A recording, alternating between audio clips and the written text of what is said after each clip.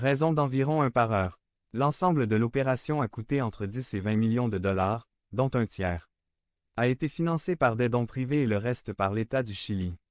369. Et Codelco. 2. À ce jour, il s'agit du sauvetage le plus important et le plus réussi de l'histoire de minière dans le monde, étant l'événement avec la plus grande couverture médiatique de ses caractéristiques, avec environ 1000 à 1300 millions de téléspectateurs seulement dépassés par les funérailles de Michael Jackson en 2009 et dépassé de plus de 400 millions de téléspectateurs à la rescousse des apostrophes. Apollo en août 2013 sans les responsables.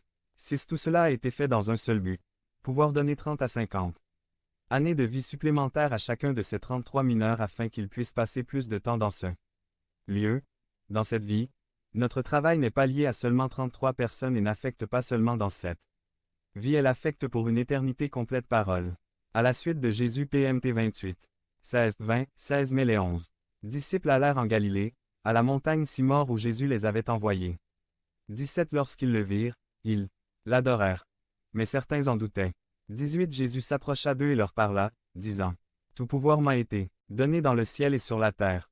19. Allez donc faire de toutes les nations des disciples, en les baptisant au nom du Père et du Fils et du Saint-Esprit, 20. Et en leur apprenant à observer tout ce que je vous ai commandé. Et voici, je serai toujours avec vous, même jusqu'à la fin du monde. Par conséquent, à l'épée quand nous comprenons ce mot, nous voyons que c'est un commandement, c'est quelque chose que Dieu nous demande de faire, dans un seul but. Faire en sorte que davantage de personnes puissent connaître le grand amour et ce que Jésus a fait sur la croix, pour chacun d'entre nous, que nous puissions rendre accessible à plus de gens. Un Dieu vivant qui nous aime et veut le meilleur pour nos vies et prolonge également sa vie éternelle. Je pense que l'Église a beaucoup changé ces derniers temps et qu'elle devrait changer encore plus, nous devons le faire, en tant qu'Église, et je veux dire au niveau mondial, nous savons comment nous adapter aux défis que notre monde actuel exige de nous. Juste quelques idées sur la façon de le faire aujourd'hui. Pour moi, la meilleure façon de décrire Dieu est avec notre propre vie. Autrement dit, sans mots, l'expression de notre vie est comme lorsque nous décidons de nous habiller chaque matin ou de conduire une voiture, nous n'avons pas besoin de fortes doses de concentration.